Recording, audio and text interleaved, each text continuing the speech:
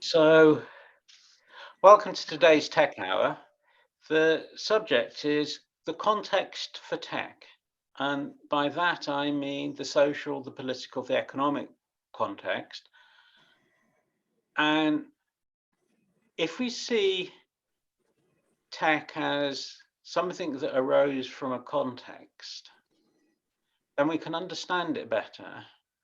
And we can understand how the context has changed and how the community we're part of. In fact, there are several communities here because there's accessibility is one community, and people like myself, Nelson and Philip, sort of form a different community of long-time people who like making marks on a piece of paper. But if we see that, then I think it allows us to think more flexibly and more creatively. And as proof of that, just before this talk, I picked up a copy of this book, Digital Typography, by Don Knuth, which is a collection of his articles on digital typography, some of which are very technical, but the first two of which are actually going to be important to us. The one is the address he gave when he received the Kyoto Prize, which is in around 1996, and the other was a talk he gave to the American Mathematical Society on mathematical typography. And in a certain sense, the purpose of what I'm going to be talking about is to provide a context for the tech people who need a bit of shaking up to reread what Don Knuth wrote. And I had a look at that book and I bookmarked some parts of it that were very interesting. I'll just give you one now to give you a sense of what I'm talking about.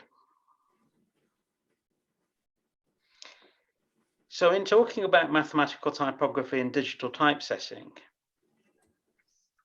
he thinks about turning the author's manuscript into a gigantic bit matrix. The first question we must ask, of course, is what happens to the quality? Clearly, a television picture is no match for a photograph. Well, this was in the 1980s, I think, or the 1990s. But I would say that a television picture is now much, much more of a match for a photograph.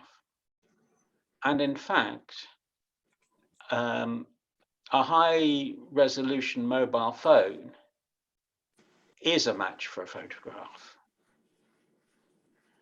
So that's one of the assumptions that stands out to me after I prepared for this talk.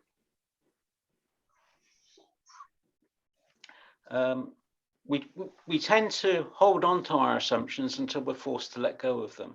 They're a sort of convenient crutch. In my country, we still have a bit of a mindset that goes back to the British Empire. Sometimes, occasionally. So I'm going to start at 1840, like I said, with the first adhesive postage stamps. And they were the culmination of a revolutionary idea from a reformer, a Victorian reformer, called Rowland Hill, which was to make the postal service universal and cheap. And part of the universality was if you sent a letter to the next town, it would cost the same as if you sent it to Scotland. It provided a unity. And that's extremely powerful. And it has something in common with the internet being a sort of, we don't charge different people different rates for using the internet. It's a revolutionary idea, and it reduces the friction in the economy, if you like. So it's part of 1840. We haven't yet had the American Civil War. Napoleon was about 30 years ago. The French Revolution was about 70 years ago.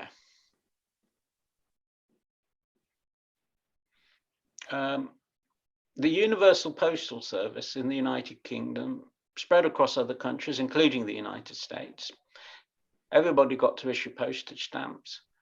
And in 1874, the Universal Postal Union was established, which was the third international organization in the world. The first was the Rhine Commission, which regulated the River Rhine in particular areas. The second was the International Telegraphic Union, and then the Universal Postal Union. Now,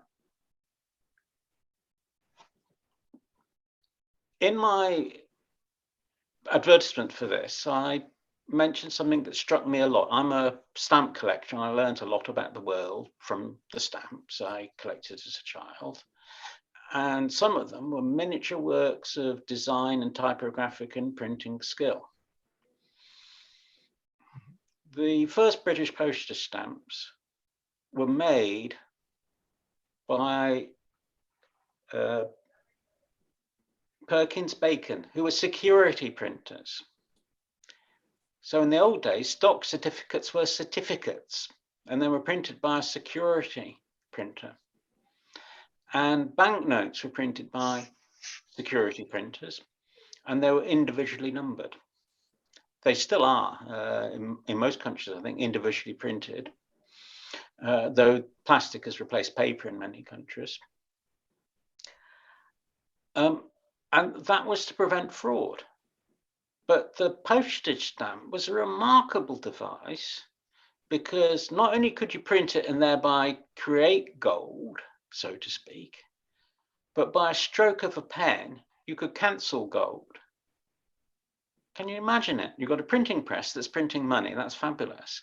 And then you've got the post office clerk stamping the letters as they go through, and they're destroying money. And that is an enormous innovation. And it can also be used for taxation. I remember after a funeral of a friend's father, we were going through some old papers and we found a receipt from a jeweler. And it had been typed up, and the signature of the receipt was over a postage stamp. And it was the law at that time, I realized, that a receipt over a certain amount had no legal validity unless it was signed over a postage stamp. And that was a form of taxation.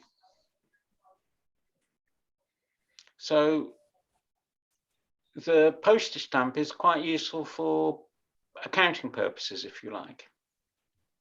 It was quite a revolution in the sense that it was money that could be easily created by security printers and easily destroyed at the other end by simply cancelling it.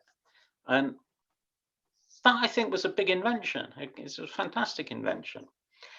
It's quite different from the printed notes, which are intended to circulate. No, this is a one-use object. And that's what a fungible means. We have these non-fungible tokens, artworks and so forth. Fungible means like sugar or postage stamps or anything else like that. Each one is the same as any other. It's got no distinct personality. And postage stamps today are being replaced by labels that people print for themselves. I mean, I order things on the internet and they arrive in a little plastic envelope and there's a label stuck on it, and that provides the postage and the address and everything, and it's machine readable. And it's non-fungible in the sense that the thing that really counts is the barcode, and the barcode really corresponds to an entry in the post office computer. And when that thing goes through the machinery, then it's scanned, and that tells the post office exactly where it has to go. It doesn't have to read the address, it just reads the barcode. And they can put a tick in that box and say, this thing has gone through. And if somebody tries to send two parcels to the same address, it'll have to be to the same address using the same postage stamp label that they printed off, it'll go through twice and that will be noticed. So that's the protection against fraud. And in terms of the modern terminology, it's a non-fungible token because each one is different in a sense. And if you try to duplicate it, you can't. Here's an aside about printing, which is that during the Second World War, the Nazis set up in a concentration camp a special unit, a special concentration camp, which was called the Devil's Workshop, and they produced forgeries of British £5 notes. Very good forgeries. And a nice film was made about this. And at that time, banknotes were treated as obligations, like a check. And there was a big record in the Bank of England where banknotes were supposed to be redeemed when they came in to be withdrawn from circulation. And as a result of that, they found that banknotes were coming in to be redeemed that had already been redeemed, just like I talked about the letters, the packages might be, the same label might be used twice. And in that way, they discovered that some very, very good forgeries were being done. The Bank of England kept it quiet because they didn't want to spread panic about the British currency. And the Nazis kept it quiet because they wanted to have their own, what's the word, take advantage of that in their own time. And the other thing was they could actually spend that money for supporting whatever activity they're doing abroad. I'm going on a diversion. Tolstoy in War and Peace repeatedly, well, several times says that Napoleon forged Russian currency at the same time as pretending that he was a benefactor of the Russian people and so forth. So forgery has always been an issue when you've got tokens that represent value.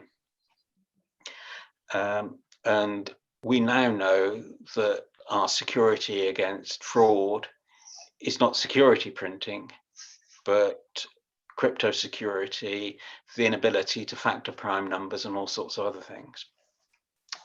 So in a certain sense, I waffled on a bit and I've said, here's the penny black, 1840 postal service. You can see how this fits in with the rise of railways. And in the United States, the replacement of the Pony Express by the Transcontinental Railway was a really big event. And it was a big event that required financial and political and economic resources. And if we take it all the way through, the postage stamp now has completely changed its character. And not only that, but the purpose of mail has also changed a great deal, because most of mail now has been replaced by, well, in the old days, it would have been called telegraphy, because telegraphy is the communication of a digital signal.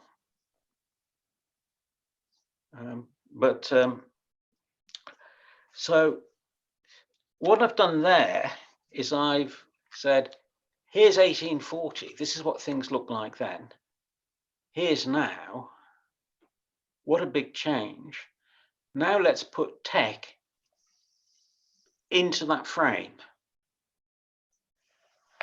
And I mentioned the Universal Postal Union, which was established in 1874. To begin with, it was largely a European affair. Before the Universal Postal Union, if you wanted to send a letter from the United States to India, you'd have to affix stamps to it for all the intermediate countries. And you'd have to say what the intermediate route was.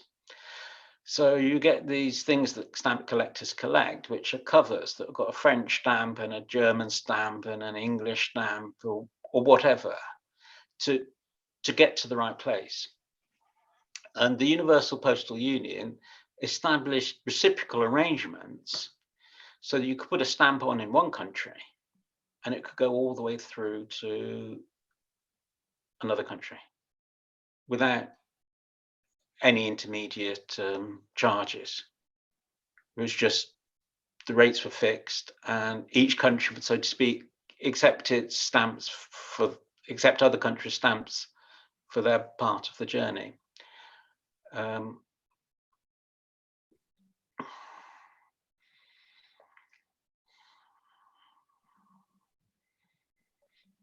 going to go on another diversion, which helps take us to 1920, which was there's an Italian businessman in Boston who discovered that international reply coupons were not uniformly priced.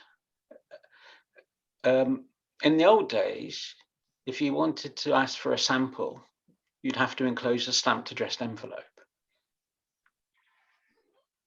so that you had to pay for the return postage. And if you were going abroad, there are these things called international reply coupons, which you could buy in one country and use in another. So you could put an international reply coupon on your letter and send it to a foreign country. And the person in the foreign country could use that reply coupon to send it back to you, to send something back to you. I discovered that the United Kingdom stopped doing them in 2011 because nobody was using them. And I wish I'd got one for the old time's sakes before they went out, but there we go. And the USA was the same a couple of years later. Now, I'm mentioning all of this because this businessman in Boston discovered that there was a sort of discrepancy in the Italian price for an international reply coupon and the US price, and said, I can make money out of this, invest with me, and I will give you fantastic returns if you invest in this scheme. And I don't know whether he was deceiving himself or whether he knew what he was doing.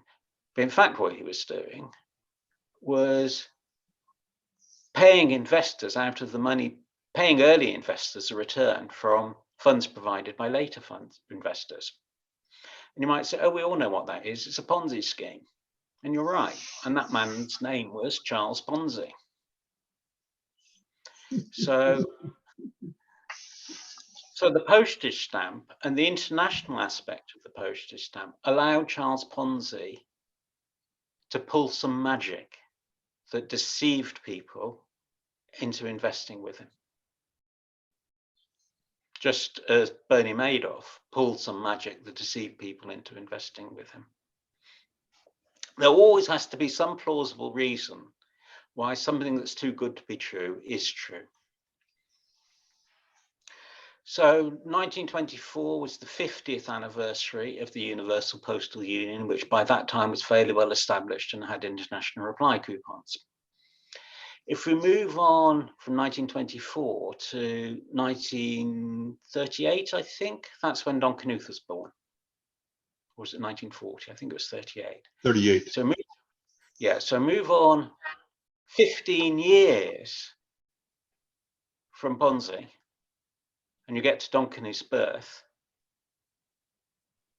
And then to get to TeX, you get to 1978 for his first version and 1982 for the second version.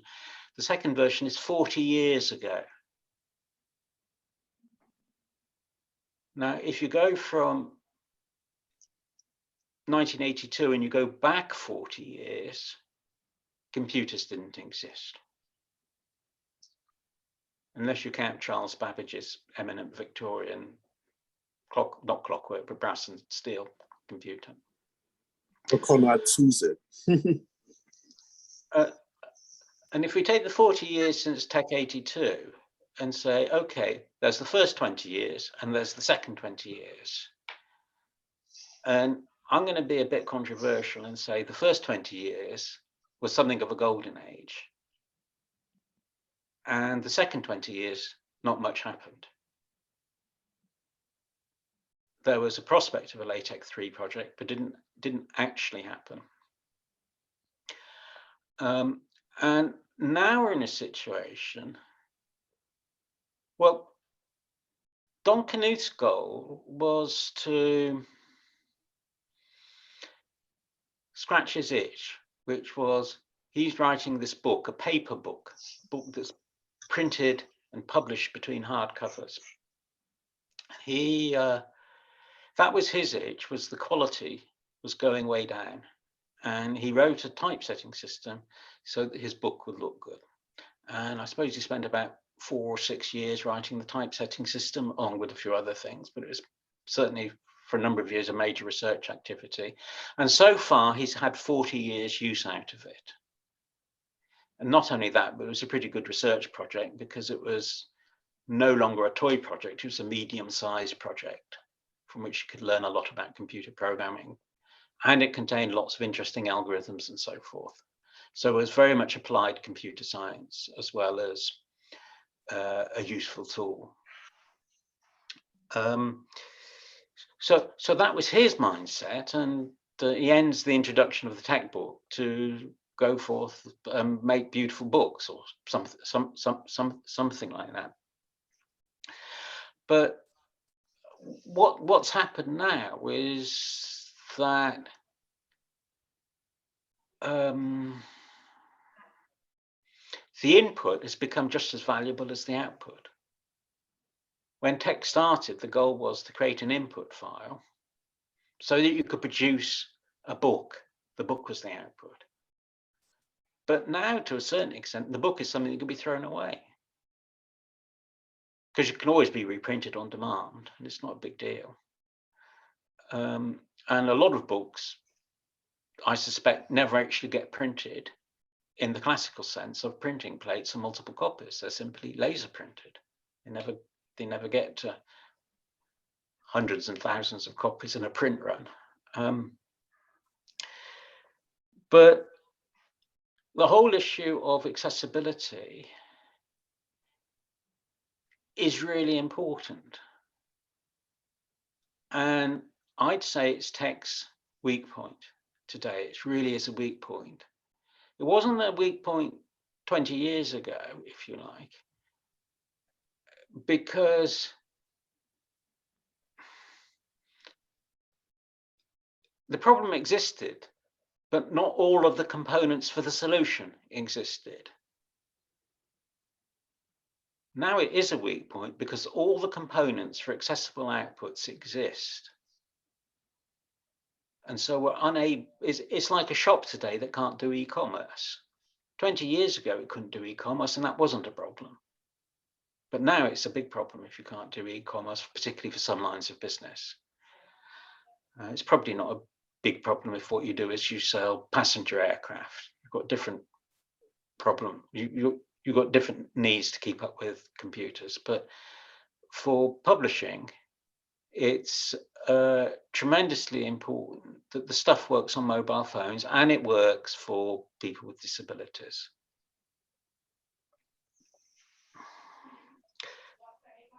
So I see changing the definition of typography, and I'll read it out so that it's part of the video record. Wikipedia said that typography is the art and technique of arranging type to make written language legible, readable, and appealing when displayed. And typography is, of course, the child of calligraphy.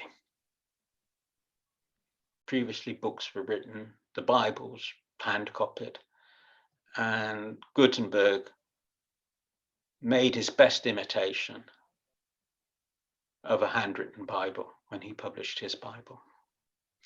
And last week, I'm defining modern typography for the blind is the art and technique of audible, tactile, and interaction conventions that make written language legible, readable, and appealing when rendered for a blind person. So I've simply taken the Wikipedia definition, decided that the audience is not going to be sighted people, but blind or visually impaired people, and then made the corresponding changes to the definition. And I see this as a lever for change for the tech community.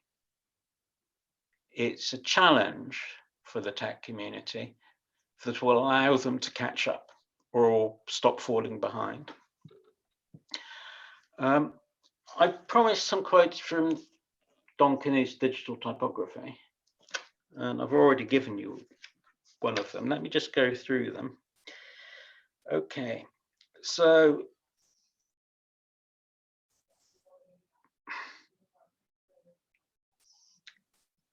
in 1970s, Don Knuth had seen digital letter forms, the output of dot matrix printers. And it was fun to play with the Xerox graphics printer, but I never expected that such a machine could produce real books. Only cheap imitations. But in February 1977, I saw for the first time the output of a high-quality digital typesetter, which had more than 1,000 dots per inch. I can't remember what the resolution of the retina image, the retina displays on the iPhone is, but I expect it's about that same. And they call it retina because the resolution is such that the retina can't tell the difference, at least allegedly. So that's the first thing.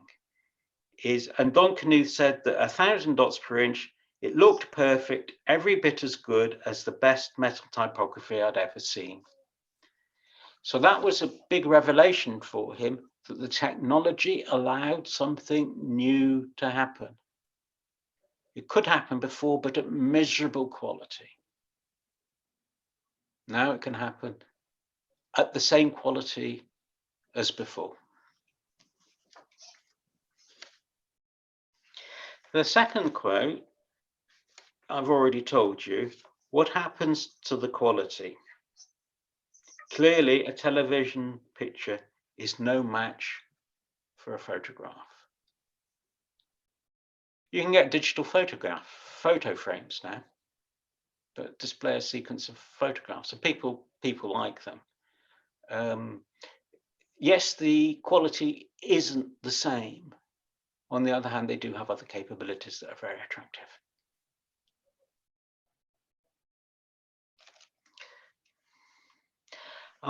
Further on, it now seems that discrete raster-based printing devices will soon make the other machines obsolete for nearly all publishing activity.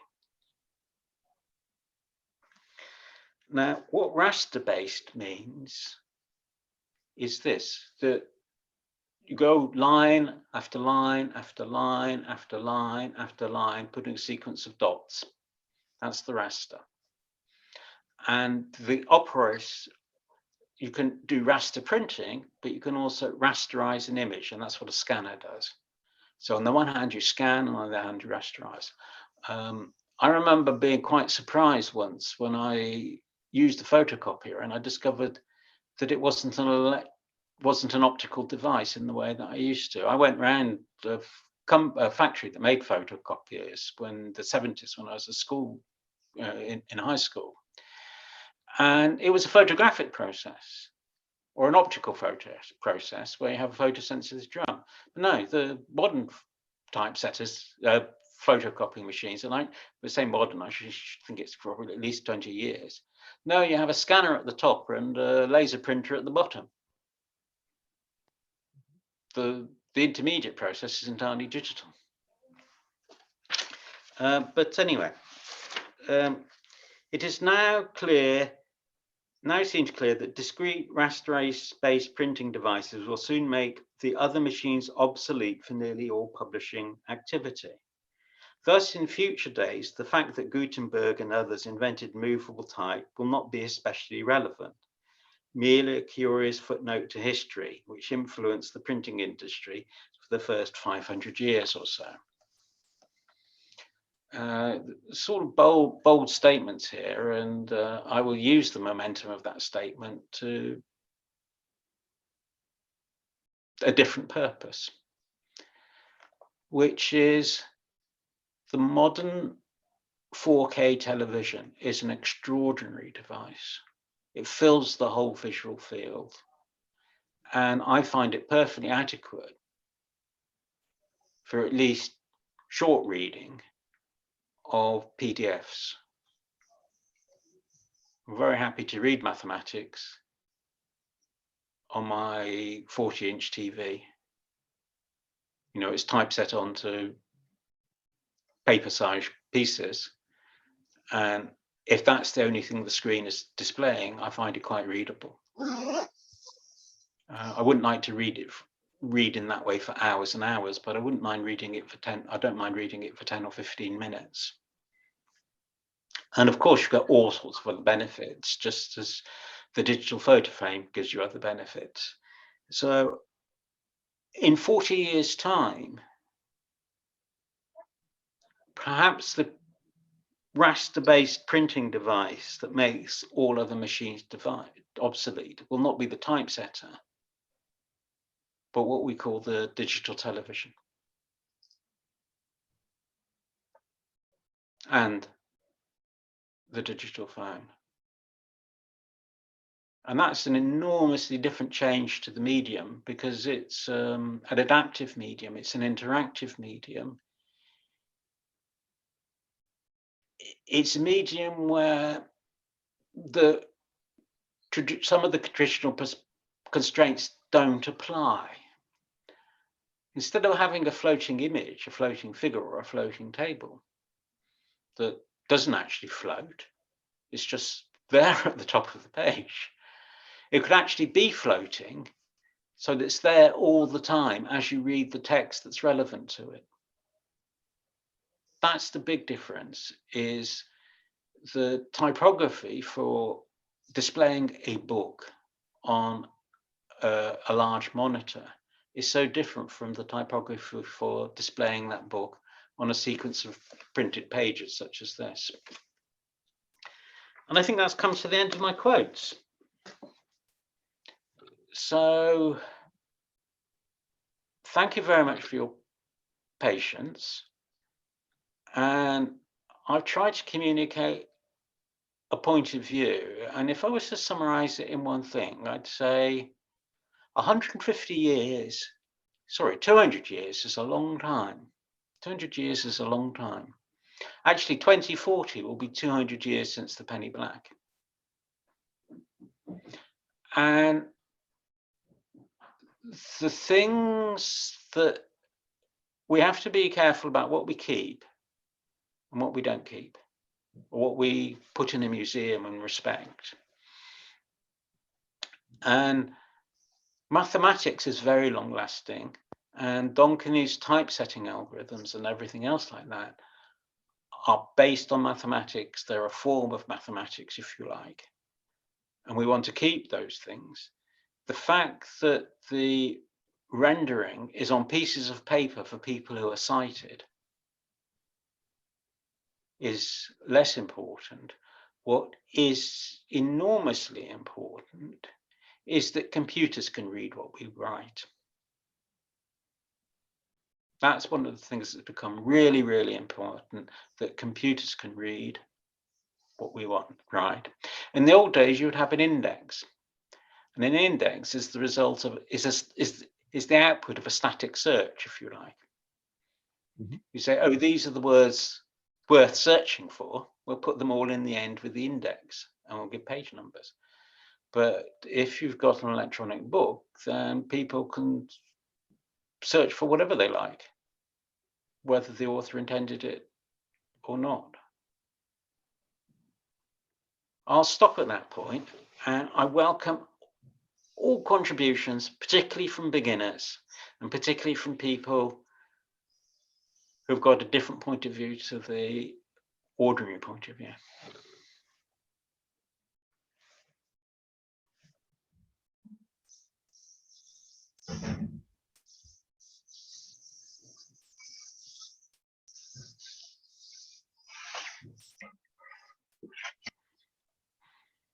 Nelson's getting a book, I can tell. Yes. Well, this isn't directly related to tech, but it is, I think, a mathematical advance.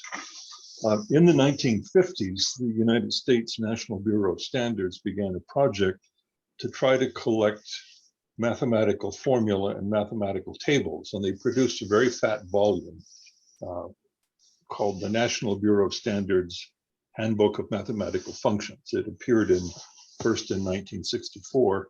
It's been reprinted by Dover, and in 2008, there was a completely new edition produced called the NIST Handbook of Mathematical Functions. NIST, the National Institute of Standards and Technology, is the renamed form of the National Bureau of Standards. Well, there's a great deal of information in this, and for my big fat book on mathematical computation, which also is comparable in size, I implemented a good bit of this big NBS handbook, but certainly not all of it. Many of the functions in it are rather complicated to compute, and in particular to compute accurately. Well, 2 days ago, I installed the latest release of the Mathematica system from Wolfram Research, whose headquarters are in Champaign-Urbana, Illinois, which is near one of our participants.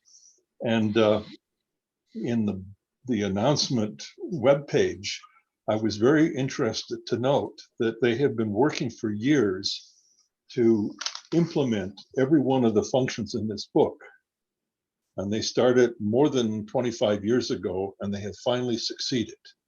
Every formula in this book is now in the mathematical software system, which I find a very interesting development. They haven't said a word about the second edition, which has much more information and dispenses with all of the numerical tables, and has just graphs instead. But I think that's an important advance because, as the announcement pointed out, when you can solve a bit of mathematics and you find the solution is a well-known function, that really is tremendously useful because mathematicians have studied these functions and tabulated their properties and so on. And so you learn much more than you would from just having a numerical output that, say, gave you a plot of what the function looks like. So I thought that was a little piece of news worth sharing. It's been an activity of mine for a number of years to worry about mathematical functions.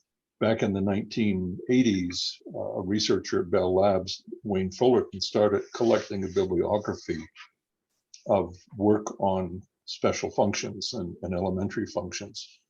And he died in the late 80s, early 90s, but I took up the work, and I continue to maintain an extensive bibliography that now runs to thousands of entries. And because I collect information from well over 1,000 journals on a virtually daily basis, this bibliography has grown and is pretty comprehensive. So that would never have been a feasible project were it not for tech, and in particular BibTech, namely having a rigorous way to mark up information that can then be processed by computer programs to produce another useful form of output, such as a reference list item in a book or a paper, or a search result in a search engine that says the thing you were looking for has actually been published, it's written by these people and has this title and appeared in this journal. So technology, I think, is broader than just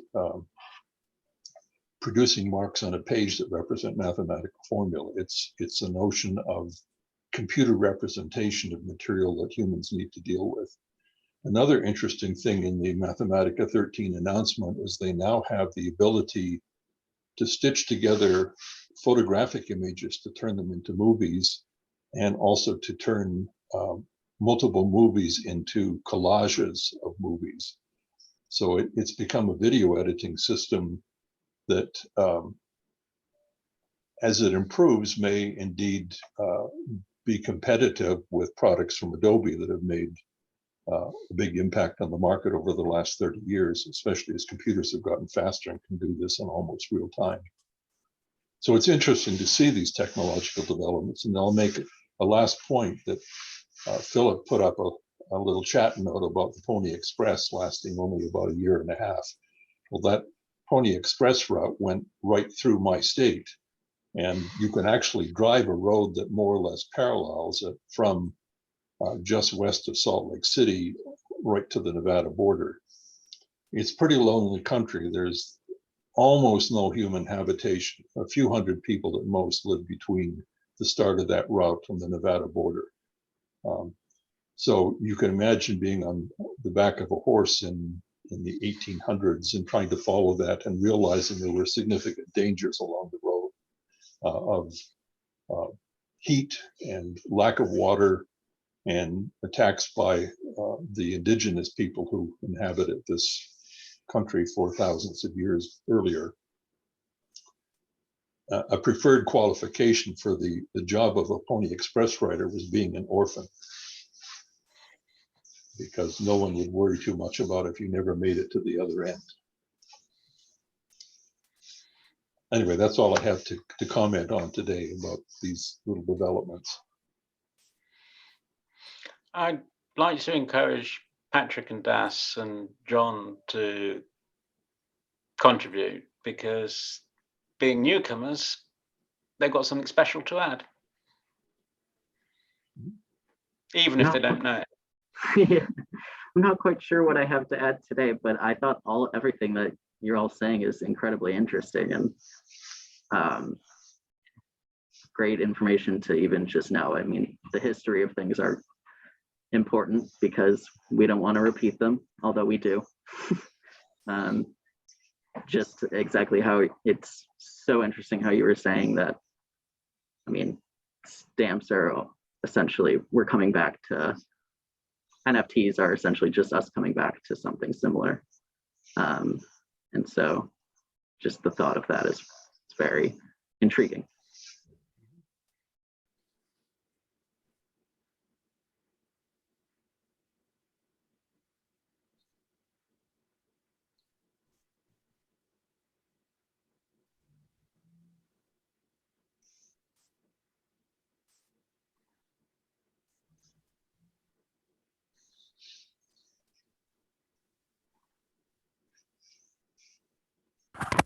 Hello, John.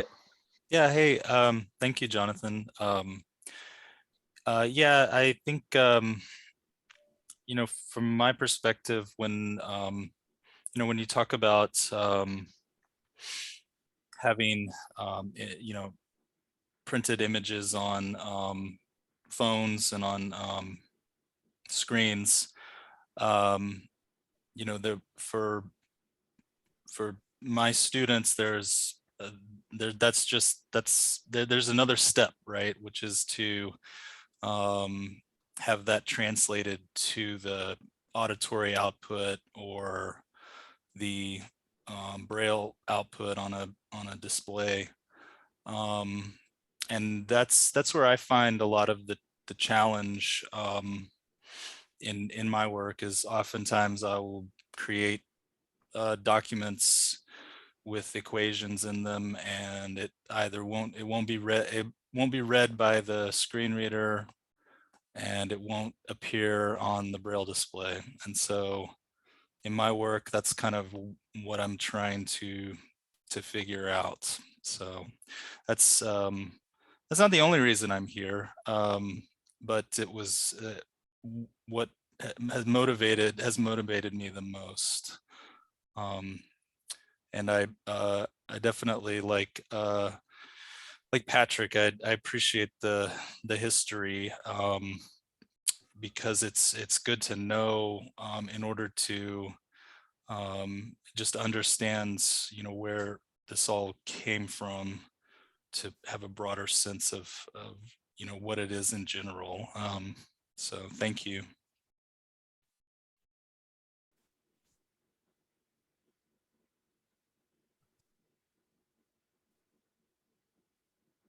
I think one of the things I'd like to observe is that an important lesson we've learned over the last 40 years with TeX and with Brian Reed's Scribe, which was developed as his PhD dissertation work at Carnegie Mellon University in the late 70s, is the importance of markup.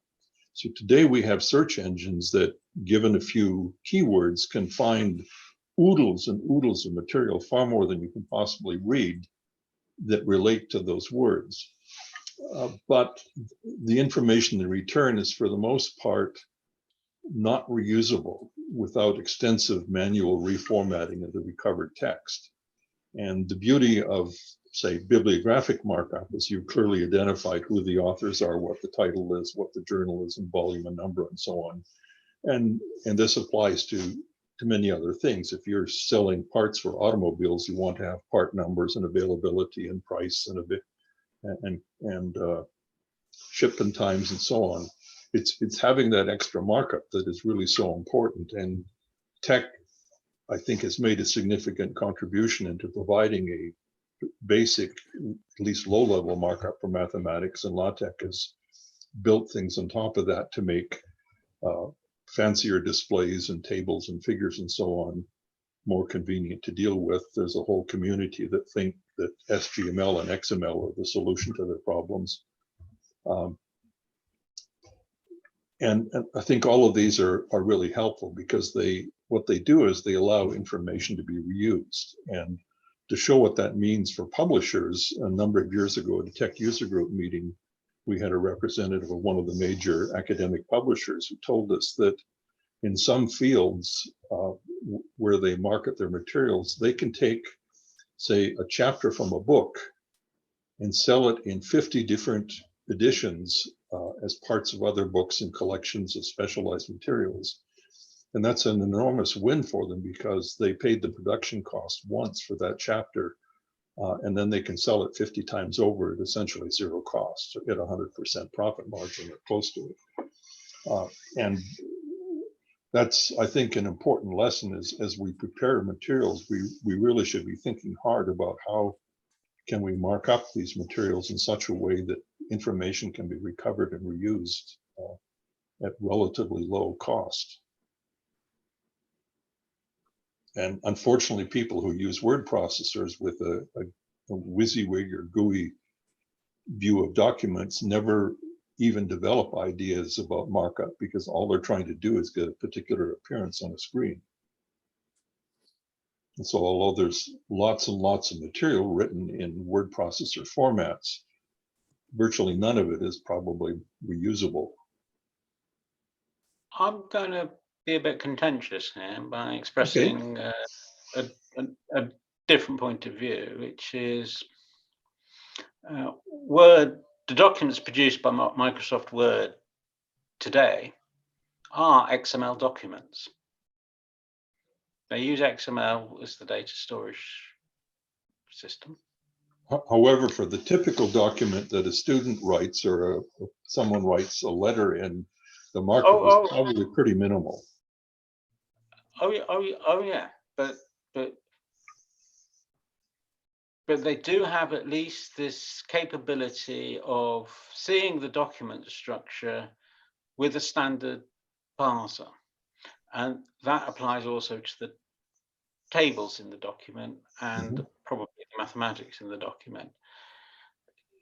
So a TeX document or LaTeX document and a Word document, if you sort of took one of each on average, you could choose, depending on which criteria you used, the Word or the LaTeX document will be the better one. It will just depend on the criteria you used.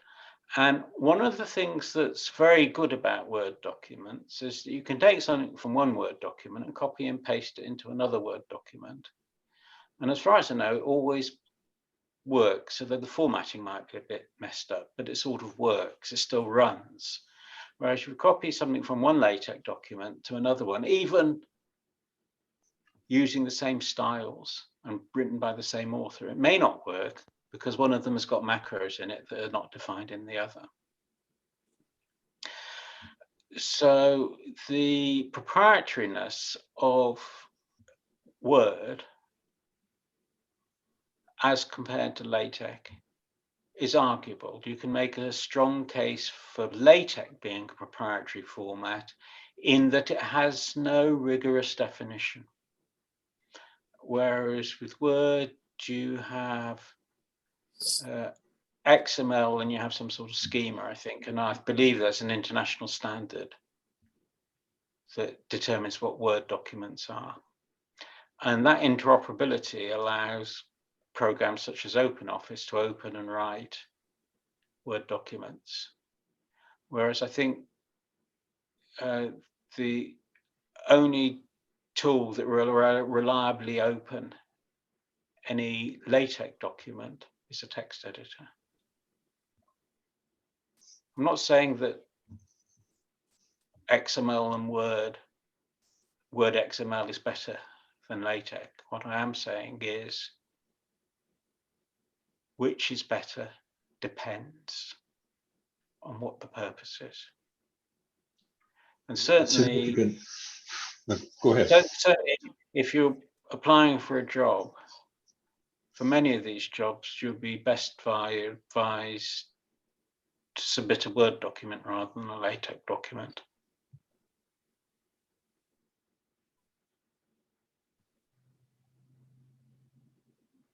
But in many cases, you would submit a PDF in any case. Yeah. Yep. A significant difference for the production is that the LaTeX author at least is aware of markup, and she writes \chapter, \section, and so on, whereas the vast majority of word processor users have no notion of any kind of structure. If the system can mark paragraphs and quotations and so on behind the scenes, to whatever extent that's successful, there is certainly markup there, but it's not something they're aware of and think of as they plan their writing. Yeah, not to mention styles. Sorry, go ahead. Yeah. Oh, I just meant not to mention styles and structures like that will make documents even more accessible on the back end. So yeah, I didn't mean to interrupt. That's no, fine. what I was trying to get across was the notion that if while you're writing, you're thinking of markup and trying to embed in your text by whatever fashion, whether it's in a word processor or a LaTeX file, the structure of what you're writing is useful information about that document. And if it's visible structure, that's in some sense, in my view, more convenient. It may be a little tedious at times. For example, I would not want to use XML entered in a text editor manually. It's verbose enough that you need a substantial effort to get that extra markup. I write HTML routinely, but I've gotten used to doing it. But if you look at XML markup of mathematics, it's frankly hideous. And you really don't want to do that by hand. You need computer support to do it. In a certain sense, what I did this week was to recast the typesetting, the role played by tech for the next 20 years for people like myself who are sighted and who have a large display. And I'm saying the old PDF focused output doesn't cut it for me, for my purposes. For other people, and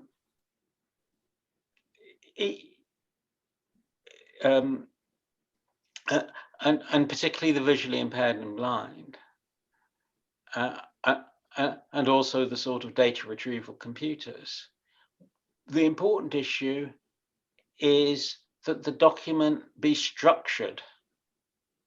And that's something that I'll be expressing opinions on next week in the particular context of the difficulties we have with command line interfaces, which is a really interesting. I think I discovered the paper that I mentioned completely by chance, and it was prompted by discussions on the blind visually impaired programmers list. And the inability to sort of get a semantically rich copy of a command line console interaction into other documents is, I think, really interesting.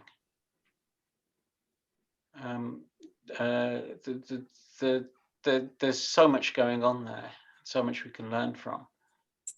But the whole issue of the document being sufficiently well structured for the purposes it will be used for, I'll say that rather than setting up an absolute standard. A document should be sufficiently well structured for the purposes it will be used for, one of which will be for people who are not able to see it for whatever reason. It may be because it's dark. It may be because they want to keep their eyes on the road.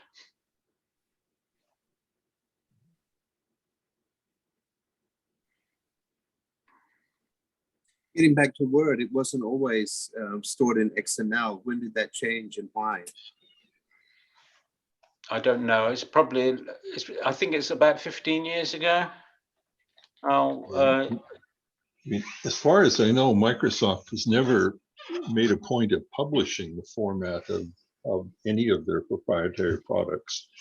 And so what happened in the Star Office, which became Open Office and LibreOffice product, originally developed in Germany back in the 90s, was that they decided they wanted to put the stored text into some more reasonable form, because in the old Microsoft Word formats, it was an extremely complicated binary format with strings of characters and tables of pointers into those character strings telling when to switch fonts and change sizes and so on.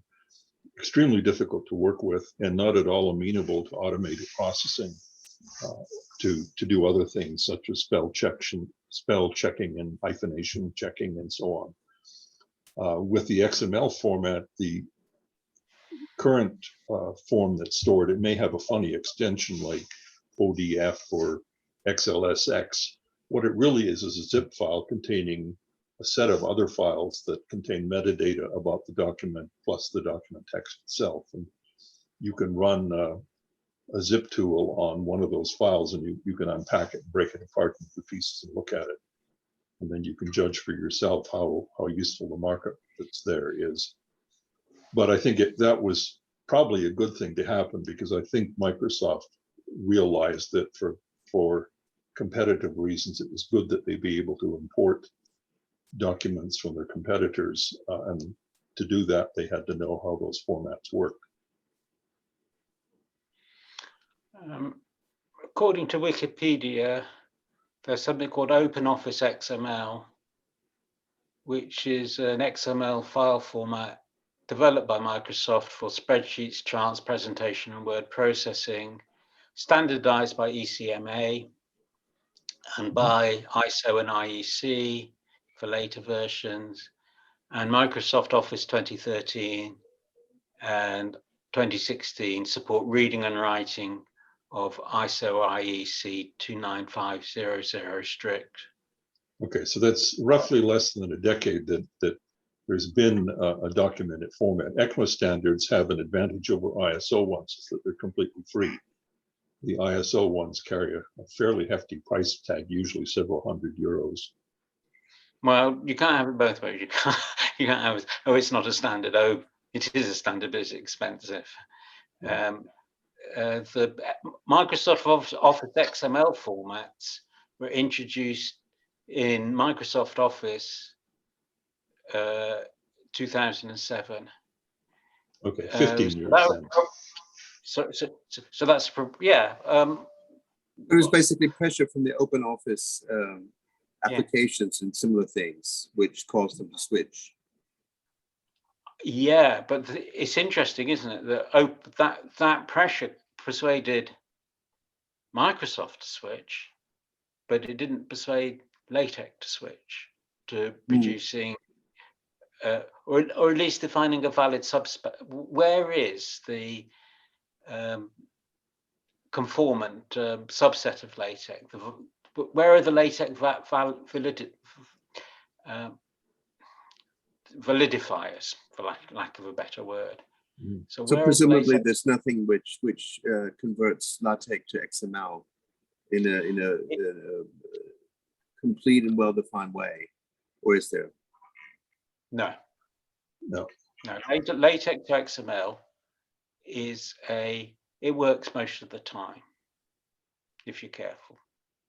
The Python documentation used LaTeX to HTML to generate HTML output all the way up to Python 2.3 or so, which is probably around perhaps even 2000 or perhaps a bit later.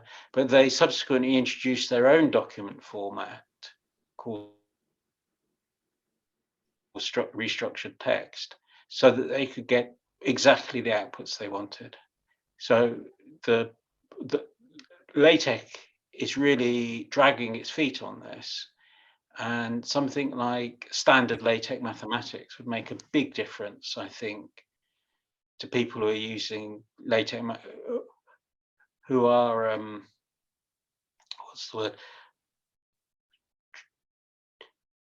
Would greatly improve accessibility of mathematics if all documents conform to some standard in terms of their mathematical encoding, because it's mathematics that causes the problems.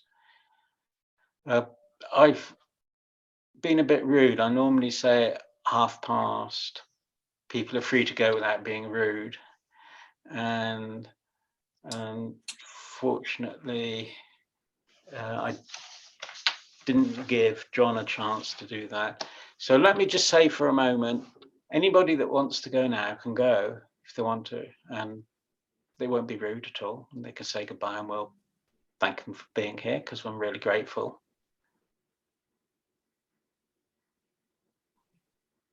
I can stay perhaps 5 minutes more. Today is our annual budget submission day, and it's on my shoulders, so I have to spend the afternoon uploading materials. So I do need to get back to that little project. I think it's quite reasonable for you to prioritize that, and I'm really grateful that you've given us priority for the time that you have given us. And thank you for the interesting history bits too. Next time I'll show you my stamp collection. Wow. You don't perchance have the early 1 penny black, of which there are very few copies in existence? I've got some penny reds. Oh. They were very, very common. The penny black was discontinued because the black cancellation didn't show itself very clearly on the black stamp. And Interesting. the tuppenny blue, the first ones had a similar problem, and they resolved that by putting a couple of white bars above and below the Queen's head. So the later tuppenny blues had a white blank bar above and below, so that they acted as a telltale that made it very clear that the thing had been cancelled. Thank you, Patrick.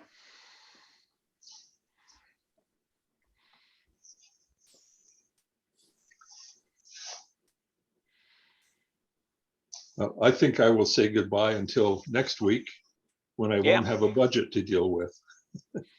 I hope you will have a budget approved in time. No, the approval takes it. This project goes on for the next 5 months before we get any money. Oh, you know what I mean. Not having a budget is okay. Okay. Take care. See you next week. Okay. Next week.